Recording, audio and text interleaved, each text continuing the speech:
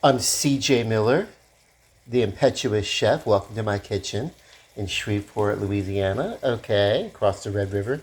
Beautiful, Bossier City, Louisiana. I'm doing these large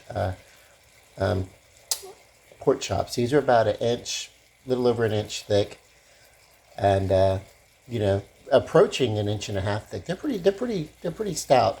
So on each side, an Italian seasoning blend, whichever works for you, is fine. This works for me. This great value. It's just as good as any of the other Italian seasoning blends. And Old Bay, good sprinkling of Old Bay on each side. That's perhaps a bit much. I'm just going to take my finger and kind of spread that around here. Always wash your hands whenever you're handling pork, any sort of raw meat, really. But you want to do this, and before I even touch this, I'm going to wash my hands. Before I even close my spices, I'm going to go over in a moment and wash my hands. But I'm going to finish this bit first. Okay, so about 4 minutes on each side after it's been prepped like this. The other side was prepped and cooked, and then let me show you what they look like when they're done. 4 minutes on each side on a higher heat,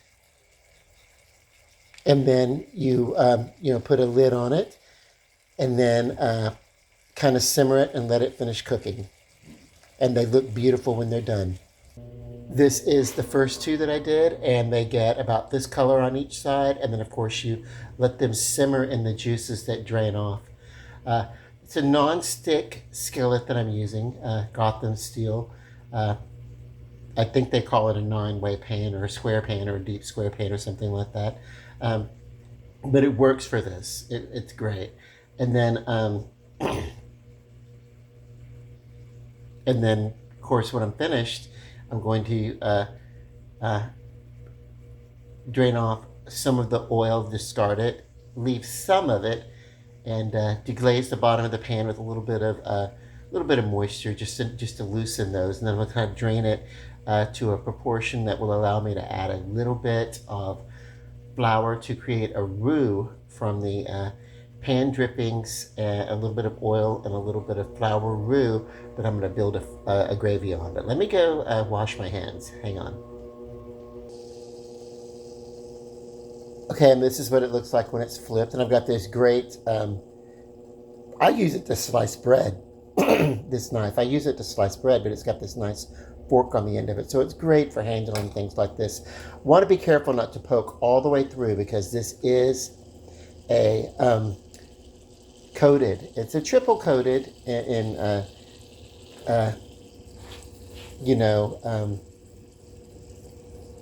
diamond dust inside of it and everything like that, but it's a ceramic coated pan, and we don't want to scratch it. We want to leave it about 4 minutes on each side, covered, of course. And then, after about 4 minutes, reduce it to a medium-low heat and let it just finish cooking, requiring one flip for 8 to 10 minutes. So 4 minutes on each side, and then you want to watch it for 8 to 10 minutes. It is so, you do want to get these done. Pork, you want to at least get it up to a good 160 degrees. I've heard of some temperatures can be a little lower or something like that. The meat can be just slightly pink, but it's got to be done enough, because pork, if it's not cooked properly, can carry parasites that can make you very sick, Okay, I'm going to pause this and go outside for a moment. Okay, so, yeah, I just wanted to come outside and enjoy. There's a nice breeze going on tonight. It looks beautiful. I'm not doing a lot of walking because my back has been sore. I think what it is I spent too much time sleeping on the couch in front of the TV instead of in my own bed. And as comfortable as that sofa can be, it allows for good stretching and everything. It doesn't offer great support for the back when sleeping on it. So I'll have to be a little careful about that, you know.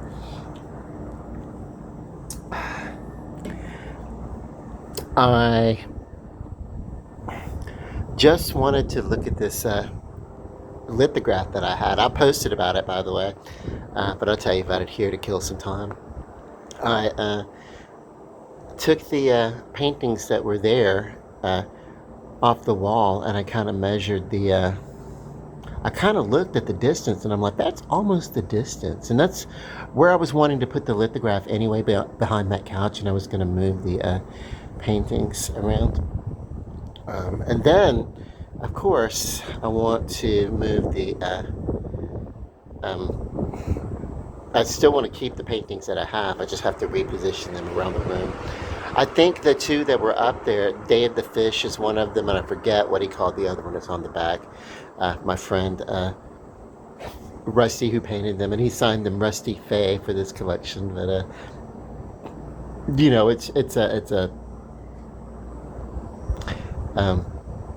an alias that he was using during that period when he was painting. You know, artists, they go through different periods and they go through different motions, and this particular period they may sign it by this and they may sign it by that or whatever. I've heard of Kincaid, famous author, who's famous Thomas Kincaid, famous painter who did a lot of work for Disney, background cells and things like that. Also painted under pseudonyms, as well as I suspect, I'm not certain, but I do think that the lithograph that I have, which is called Silence and Blue, I don't know for a fact, but I think it was one that he, Thomas Kincaid, initially did. As they were doing the, when I was on the cruise, I did all these, you know, art involved seminars, and there was one on Michael Kincaid, and he did a lot of work that he unsigned, but in a way, it kind of echoes some of his work a little bit. So, yeah, what is, like over here, there's like something shimmering. What is that? Reflection of the light behind me kind of coming down or something. Isn't that weird? Like, why would they be just there and not here? You see what I'm talking about, huh? Those three little dots there? Yeah, that's a reflection of the light behind me, creating an effect with the lens. How fun. Okay, it's time for me to go inside and turn these pork chops. Folks, let me tell you, this kitchen smells amazing right now. I'm going to just get this, grab it with this fork here of this knife. Come here.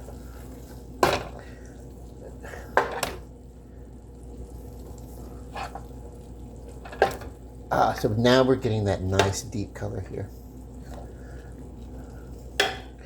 That burner behind me that I always try to avoid getting in my videos, there is, behind that burner, there is a vent where some of the steam and some of the air escapes the oven. It's a vent for it, and as a side effect, it has discolored that center and made it sort of, it gets mucky.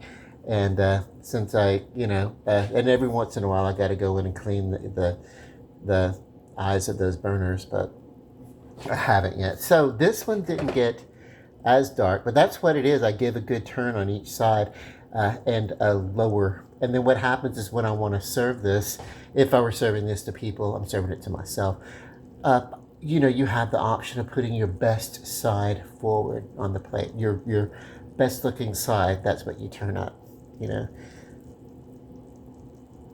Every pancake has a better side than the other, if you really want to get into it,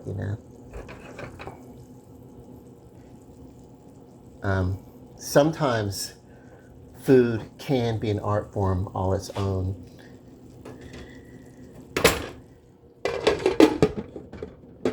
Okay. back outside for a few minutes. So, I'm not at all certain, but I think the lithograph that I have is one that, and one of the reasons why an artist, like my friend Rusty or whatever, will use a different name during the different periods of his work, uh, maybe because he feels like that's a different side of himself. In Thomas Kincaid's point of view, he went through a period where he got a certain celebrity with what he was doing, uh, known as the painter of light, so to speak, where he would be really good at taking like a dark canvas and painting thin layers of diluted lighter colors until it reached the level of light that he wanted. And so that was, and I didn't realize that that's what he did. I didn't realize that at all. I had no idea. But that's not too different than the layering effect that I do when I'm working in nature. So he's really good at like naturescape, so much better than I am. But I had no idea. I've just been, listening to, art programs and art instruction and everything my entire life. No real formal schooling outside of some color theory and a couple of middle school art classes, But no heavy concentration on it except for what I did for myself. And the best way to learn is to do, what is this? There is a searchlight going on back there, a spotlight. It's the bat signal. I gotta go. No, I'm just.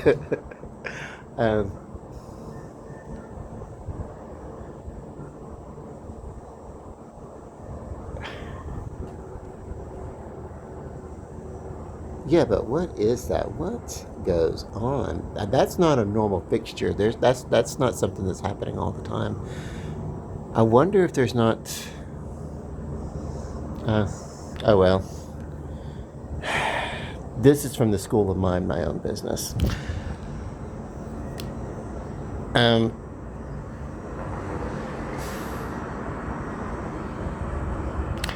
Okay, so yeah.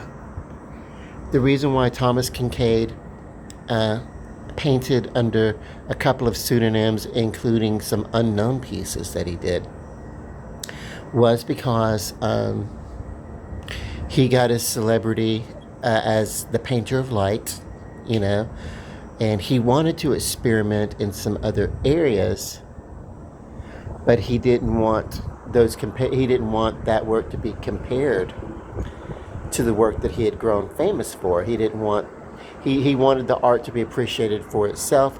He didn't want some critic to say this is not as good as what he does as Thomas Kincaid.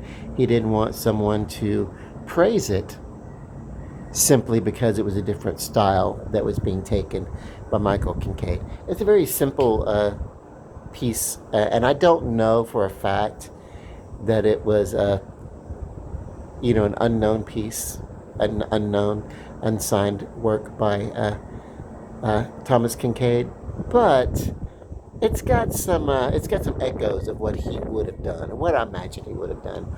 But truthfully, it's an unknown piece, and that's what I'm going to work on getting mounted next. It's a same silk lithograph. I got it. I got that one for the same $35. I got the Michael Goddard that I just hung up on the wall today, and then the other one that it's called Silence in Blue. Okay, I'm gonna go in here and check these pork chops. I've got 2 more pork chops to do other than these, and then I'll be ready to carry on for the next part, which is making a pork gravy. Then I think I'm gonna do something real simple, make a little bit of rice to go over it or something like that, Nothing that I haven't done a zillion times before.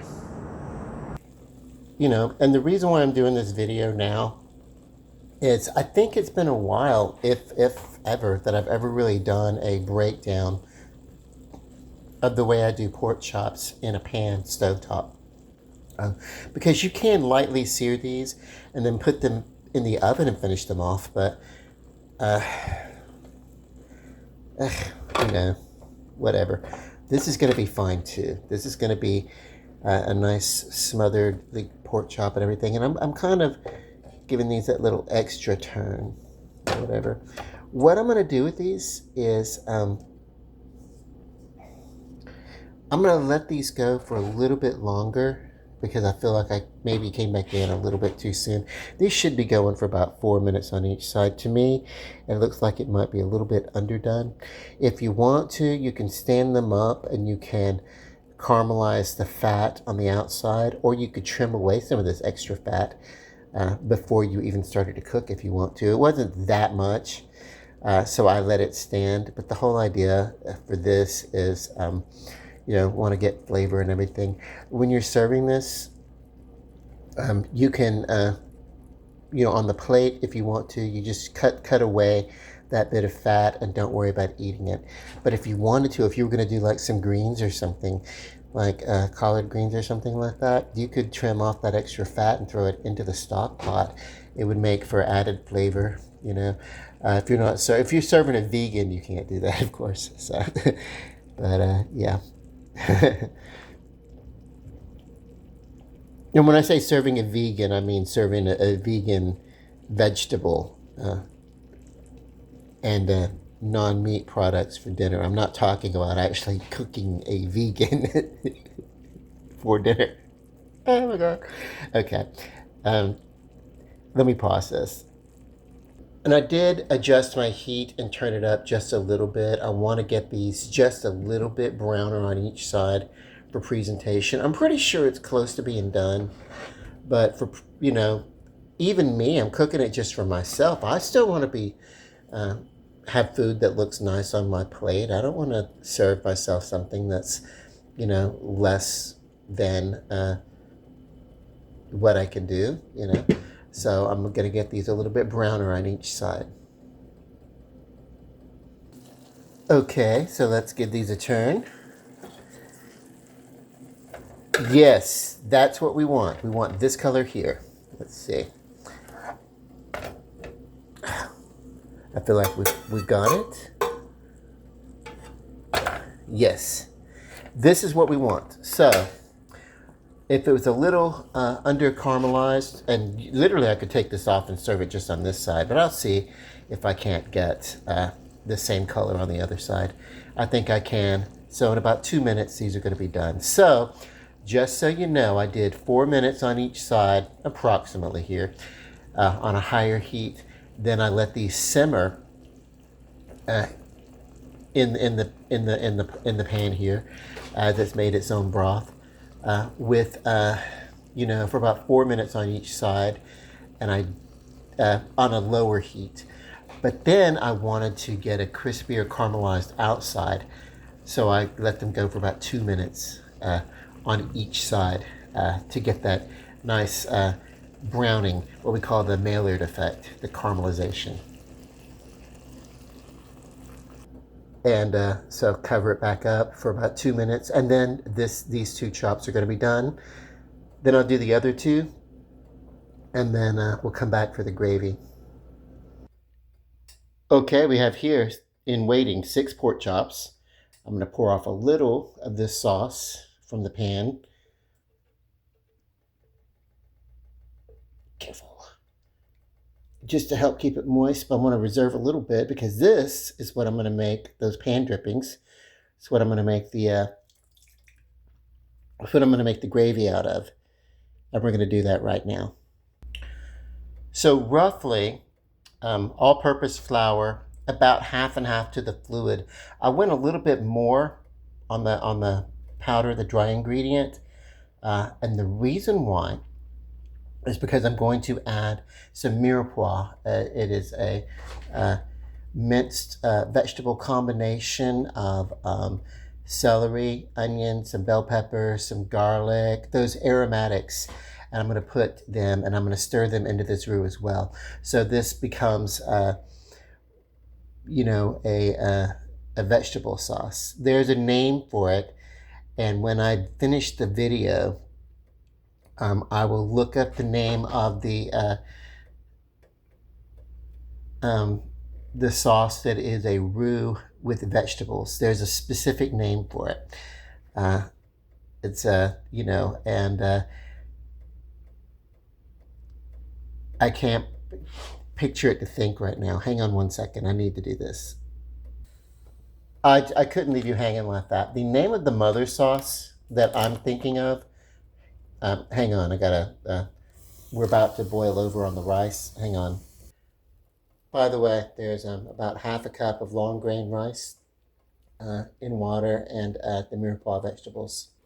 And as I was saying, I couldn't leave you hanging at this point with the name of that mother sauce that uses the mirepoix vegetables uh, and is not a milk base. That would be the milk base. It's a cream sauce. The creams, the milk creams sauces are called bechamels.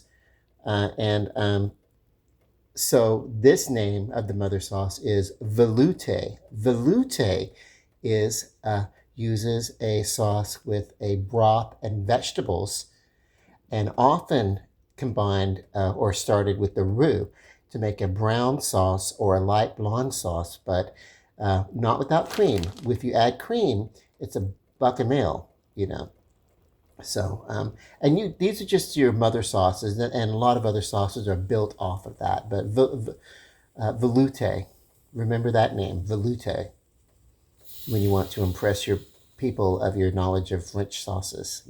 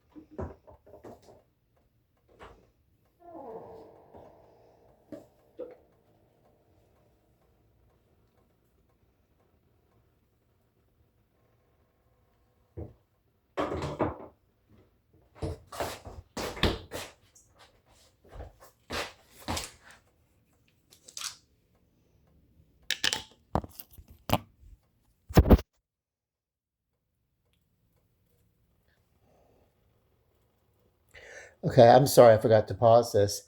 All these vegetables and a little bit of garlic. Uh, that'll work.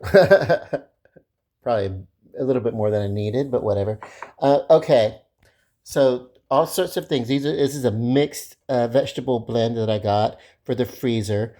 Onion, uh, celery, various bell peppers. There's some carrots, parsley, that kind of thing. I did not notice garlic, so I put in some some granulated garlic.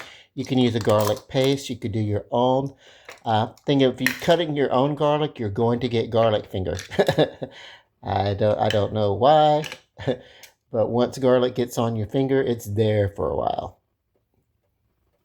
So not mentioned from the FDA is the benefits of garlic. They've not done studies, but a lot of doctors, uh, even in Western medicine here, swear by garlic as part of a really good diet. It's probably one of the lures of vampires, you know, being warded off by garlic because of all the the properties that garlic has that is good for the immune system, you know. Um, so, like I said, that's not a claim that's supported by the uh, Food and Drug Administration or by medical journals or anything like that. But uh, yeah, no, it's not medicine. It's food, and definitely part of good diet. But yeah, that's why it shows up in the products like Ricola, which is a throat lozenge. Do you remember that one? So yeah, look into it and see if it's can be a part of your health kick. Whatever works for you. So this is I need to give this a tossing around, mix these things up really good, and to do that, I'm going to use a non-scraping, non-metal utensil. So I've got this rubber spatula that I'm just kind of going to mix around. We want to get this mixed into a roux, and we want to get this really, really mixed very well. I'm going to need to put the phone down so I can properly do it. We want to get this mixed very well into a paste like this. And then we're just going to watch it for a little bit. We're going to give it a few minutes to try to brown as much of this flour as we can get to brown. That means we're going to use our utensil to cut into our roux and move it around. We want to get as much of the surface as brown as possible. And then it'll be ready for the fluid, broth, water, whatever we want to put with this. The rice, by the way, will foam and bubble like this. That's okay. We don't want to disturb this too much. You can do a little of this if we want to, but this is non-washed. I didn't wash this rice first. I could have, but I don't mind some of the starchiness being in there in this case. But if you want to reduce carbs, and I do, I probably could have washed the rice. What's going to happen with this is we go for 5 minutes on higher heat, and this water is going to boil. When it gets to a boil, then we cover it and put it down to a simmer. And then what's going to happen is we're going to get this starchiness foaming off, But we don't want to disturb this rice. Don't even stir it. This is a non-stick pan. It's going to be okay. It needs to be covered, and it needs to go on that simmer for no less than 15 minutes. So 5 minutes at a rolling boil, 15 minutes at a simmer, and then when it's done, we're just going to take the lid off and we're going to let it naturally, the heated water and everything like that, we're going to let that evaporate. You can see the lid collecting all that starch up there that we really, that's fine. We'll be happy to be rid of that amount of starch. If this becomes a sticky rice, that's still okay because we're making a gravy. And that gravy is going to be fluid. It'll break up the sticky clumps. With an Asian style of rice, it's kind of a sticky rice. If you were doing a Louisiana rice, you want your rices to be individual. And that determines whether or not you're going to rinse your rice or not once it's done. If it's a little clumpy and sticky and you want individual grains of rice rather than clumpy rice, you would just simply rinse it. Give it a real quick rinse. You don't want to rinse away the flavor. You don't want to rinse off too much. You'll drain your rice and give it a nice rinse in a colander. But you're going to lose some of your rice down the drain if you do that method. So sometimes it's better to accept if it's a little bit clumpy. But if there's a little bit more moisture in the pan, and the ratio of moisture for me is 2.5 times the moisture to the solid grain of rice. So I put in 1/2 cup of rice. That means I need 2.5 cups of water in the pan. And if I add a little butter or something like that, you can, that's just lagniappe. It really won't matter that much. That would help break up the clumps because it would kind of lubricate each of the rices. But I did not add oil or water to this. I added the mirepoix, the vegetables. So let's see what fluid gets extracted from those that are going to kind of help flavor the individual grain of rice also. But let's see what it will help with the texture of the rice. And we see we're starting to get like some brown crusty edges to this roux. And it's going to clump more because of the moisture that's given to it from these vegetables, from these small vegetables. But at this point, what I'm going to do is I'm going to add some water. To do that, I'm going to turn on the overhead fan because it's going to really give off some steam.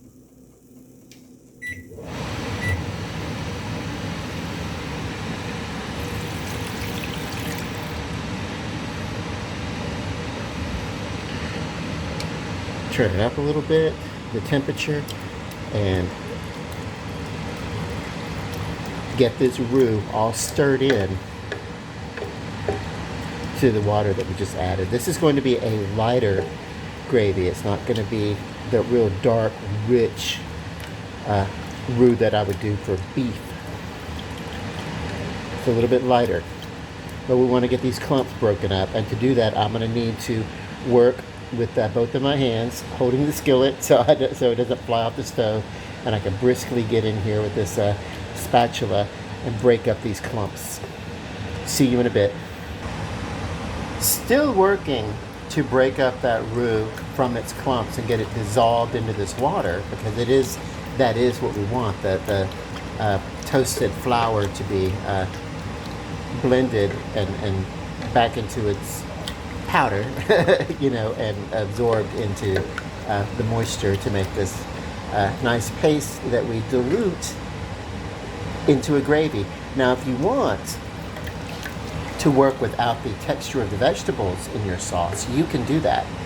You can do that one of two ways. You can run this sauce when it's done through a sieve and strain out the vegetables, or you could not put the vegetables in and instead pour in a vegetable broth.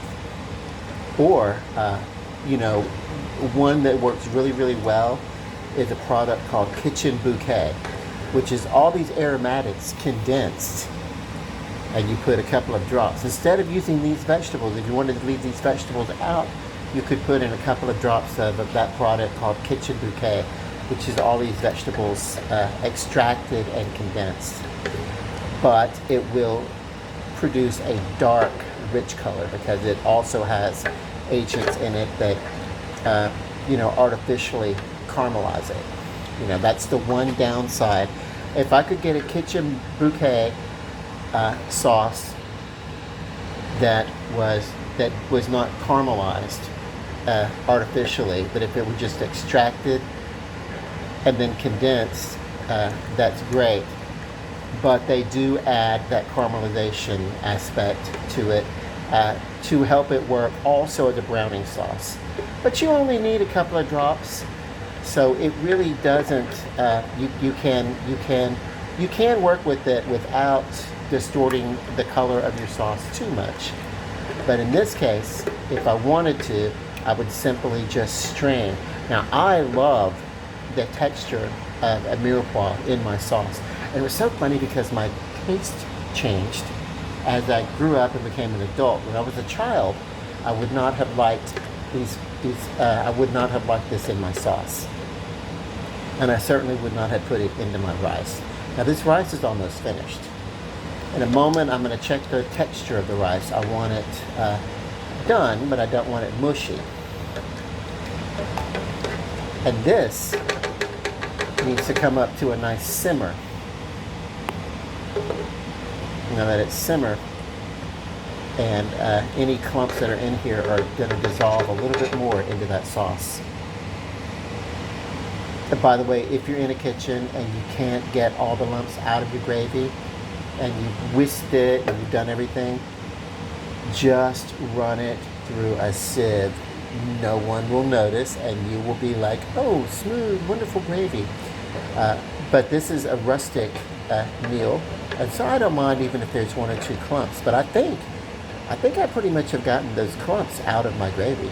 And what I'm seeing here is vegetables and garlic and stuff. I'm not seeing too many clumps of the roux, so, But if you do make a quick gravy, a quick roux, and you get some clumps, have no have no fear, don't fret. Just run it through a sieve. Also, this is not an issue that I'm going to have with this particular sauce, but if you find that your sauce is too thin, by all means, avoid adding any more flour, because you'll have a floury taste. You could cheat it, depending upon. This is so flavorful that you could probably put a little sprinkle in it and everything like that. But the fact is, what's going to happen is it's not going to. It's that flour would thicken, but it would have a floury flavor because it would not have toasted like this, mostly toasted in the process of making this sauce. No, what you would do is you would take a little bit of cornstarch, dilute a little bit of that and dilute it in a little bit of water and make it kind of a pourable slurry, and then pour that slurry, that liquidy cornstarch, into this sauce as you're whisking, and it would help it thicken. But really your best bet is to just leave it alone and let this sauce do what it's going to do, which is going to bubble and crackle, and it's going to extract and it's going to pull some more flavors. And we want this pourable. We don't want a big clump. I don't like gravy that is too thick. If I can't pour the gravy, then it is a paste of a sauce. It's almost a dippable condiment, and I want to be able to pour the gravy. And if a need be, I would add more liquid, more broth or more water or something. I didn't use a broth in here because of the vegetables. But what I want to do is I want to be able to pour this. I want this to move. See, if I can't pour it, then it's just, then it's a paste or whatever. Some chicken gravies tend to be a little bit thicker than a beef gravy or something like that, an au jus or something. Au jus needs to be thin.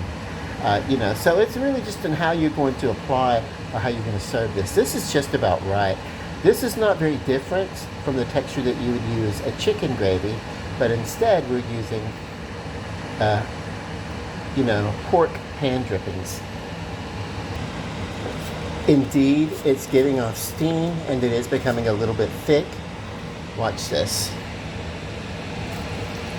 About a half a cup.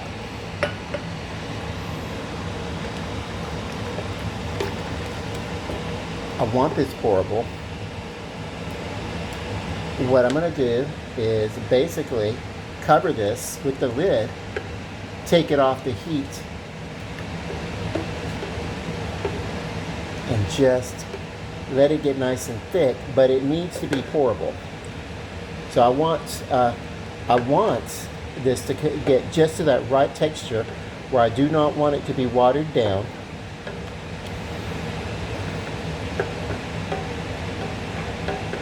I probably could have got away with adding just a quarter of a cup instead of half a cup. And I approximated, but yeah. But by the time I put the lid on this and take it off the heat, and by the time I finish with this rice, it's going to be just the texture that I want it to be. Perfectly textured rice. Now, what I'm going to do here is what I wouldn't normally do, because I do want to reduce sodium, but I'm going to add just a touch of monosodium glutamate and just a touch of black pepper for the flavor. I really should be reducing all forms of sodium where possible, but I put in some effort in this, and so I'm gonna lax the rules a little bit, lax the discipline, and put in just a little bit of MSG instead of table salt. It is lower. It is lower in sodium, but it's not sodium free.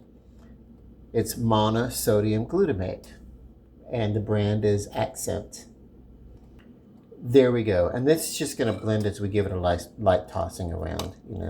Careful with this fork, don't scrape the bottom. But yeah, just kind of toss it about in this. There you go.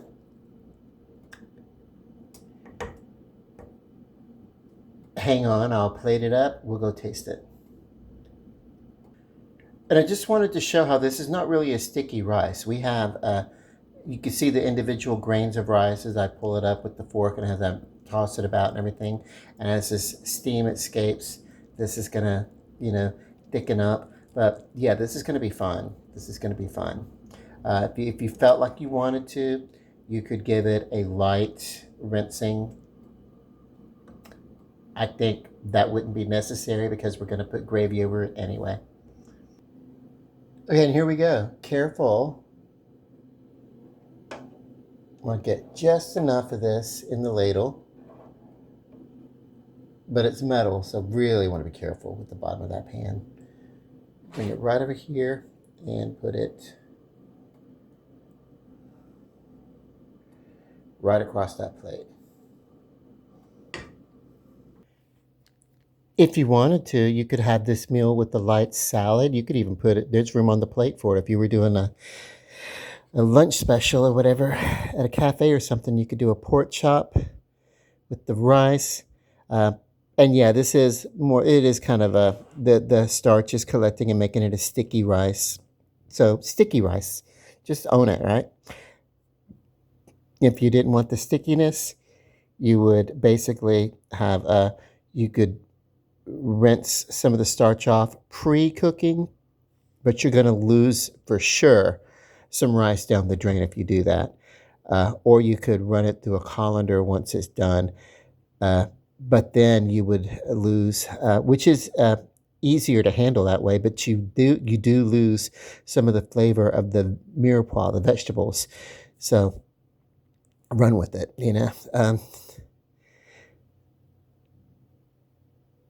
Yeah, you could have your salad off to the side. If your salad dressing potentially can increase the amount of carbs that's on your plate. There's probably about 30 to 35 carbs here.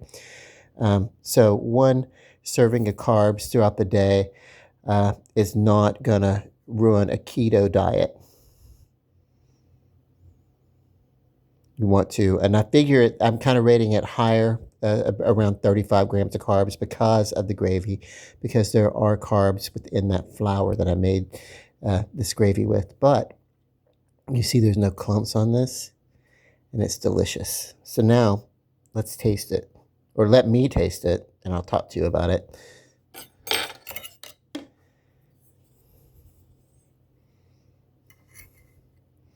I didn't particularly garnish the plate because there was enough with the vegetables and everything. It looks pretty enough, Oh my God, that is so wonderfully delicious. Like I said, this is almost like a chicken gravy. These vegetables just add something.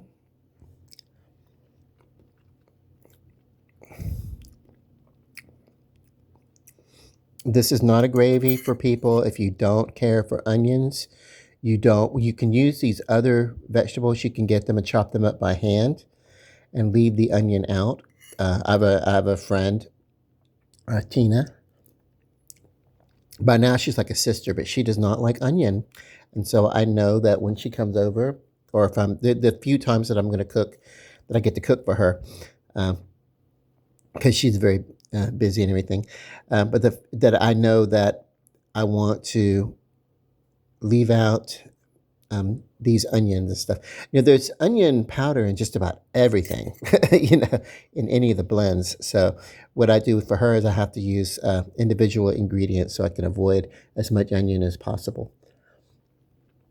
But I think there's onion in the Old Bay. There's onion in just about everything. So, the onion powder and stuff. But least I can do for her is not add to it,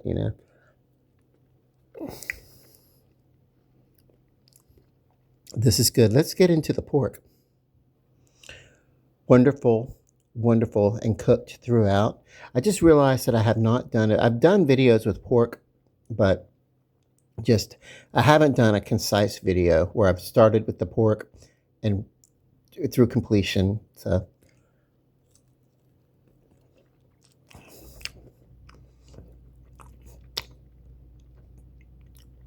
very, very tasty.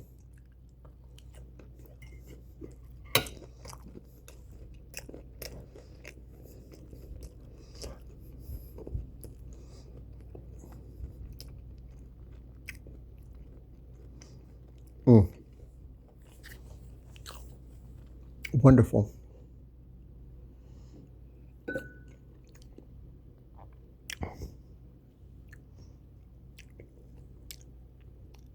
I'm going to have a swig of my Coke Zero.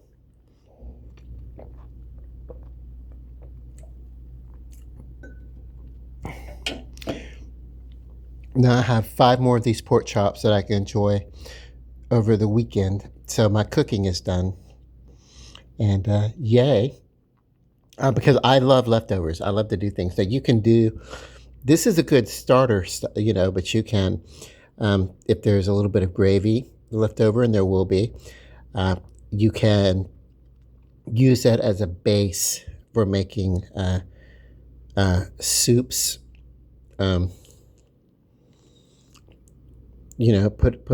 Take small dumplings and make like a noshi, and make like a soup with strips of pork in it. You can do so many different. There's so many things you can spin this off of. I will probably just have the pork chop. And I've got about 1 more serving of rice. I'll probably have that. I'll probably set that aside and have it tomorrow. Because it's just after midnight, but keto tells me that I want to keep my carbs under 50 grams. And so this is the only rice I'm going to have tonight, but tomorrow I can have another serving of rice. Because I want to save those other, 20 or so grams of carbs for incidentals. If I have a sandwich and there's which I'm not going to have a sandwich. I don't know what I'm talking about. But there's incidental carbs that show up that we forget to count. Now, the fibers in the carbs, we get to deduct. Those are the gross carbs, and we get to deduct the fibers. And what's left is what's called a net carb. And that's really, the net carb is really what we're counting. But in this case, I just went with carbs all the way around. Okay. Let me get back into this meal. Bon appetit, everybody. Love and light. God bless, and good night.